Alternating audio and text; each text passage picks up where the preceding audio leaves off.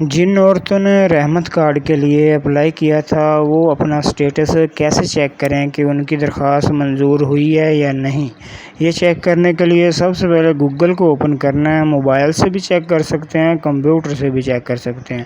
تو میں گوگل کو اوپن کر لیتا ہوں۔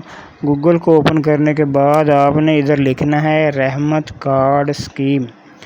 گوگل میں آپ نے رحمت کارڈ اسکیم لکھ کے سرچ کر لینا ہے۔ سرچ کریں گے تو یہ بہت ساری ویب سائٹس اوپن ہو جائیں گی۔ سب سے پہلی ویب سائٹ CM پنجاب رحمت کارڈ، اس پر آپ نے کلک کر دینا ہے۔ تو اگلا پیج اوپن ہو گیا جدھر لکھا ہے کہ اگر آپ نے وزیر اعلیٰ پنجاب رحمت کارڈ کے لیے درخواست جمع کروائی تھی تو اب آپ آسانی سے اپنی درخواست کا سٹیٹس آن لائن چیک کر سکتے ہیں۔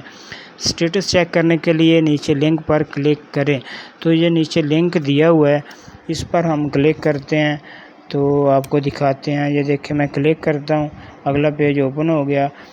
رائٹ سائڈ پر اوپر کی طرف دیکھیں، اس پیج پر لکھا ہوا ہے ٹریک اپلیکیشن، ٹریک سٹیٹس، اس کے بٹن پر آپ نے کلک کر دینا ہے۔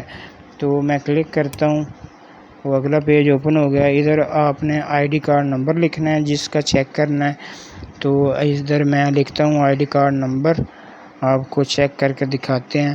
تو یہ ID کارڈ نمبر میں نے لکھ دیا ہے۔ نیچے ٹریک اپلیکیشن کے بٹن پر آپ نے کلک کر دینا ہے۔ تو یہ ڈیٹا شو ہو گیا۔ تھوڑا سا نیچے سکرول کریں تو وہ کہہ رہے ہیں کہ آپ کی درخواست نامنظور ہو چکی ہے، ریجیکٹ ہو چکی ہے۔ یہ ڈیٹ بھی انہوں نے بتائی ہے کہ کب ریجیکٹ ہوئی ہے، کہ آپ کی درخواست مطلوبہ اہلیت کے معیار پر پوری نہیں اتری، اس لیے ریجیکٹ ہو گئی ہے۔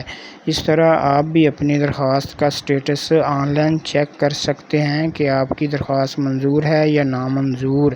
اگر منظور ہے تو پھر آپ کو جیز کیش یا ایزی پیسہ میں پیسے آ جائیں گے۔